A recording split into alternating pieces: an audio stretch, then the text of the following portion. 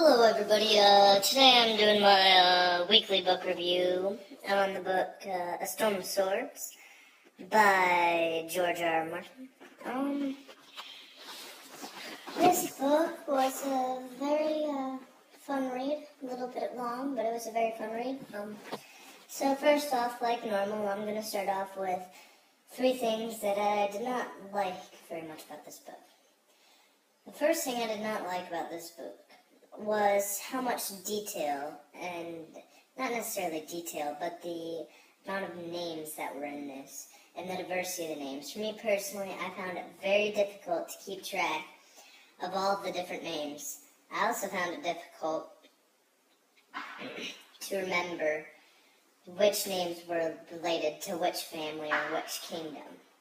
That was very difficult for me, so at times I would seem slightly lost.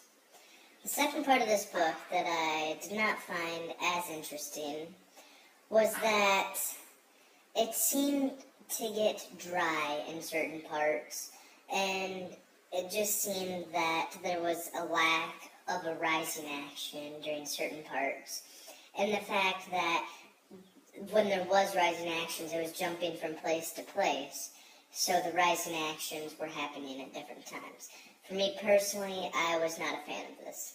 The third and final reason I did not like this book as much was because there was a lot of fluff, per se, and this fluff would have to do with all the relationships and everything. For me personally, I'm not a fan of all of these relationships and all of this wishy-washy stuff.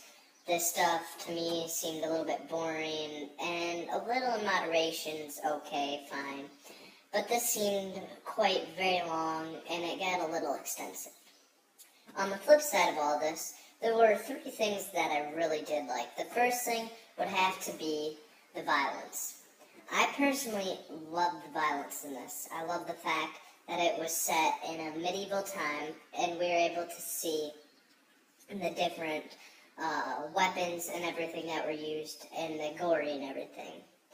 The next part that I liked was the fact that it was sort of like today how we would play Clash of Clans, and trying to take over one another and trying to gain control of one another. And it's sort of like politics today with all of the different positioning and being a part of a family, so you hold a higher standard.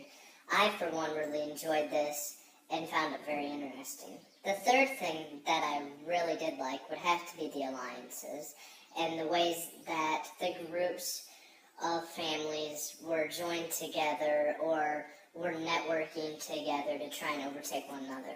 This, for me, was really interesting because it's something that I can relate to nowadays when there's a lot of alliances in our world with different countries and everything, and with countries trying to overtake one another and trying to establish their dominance.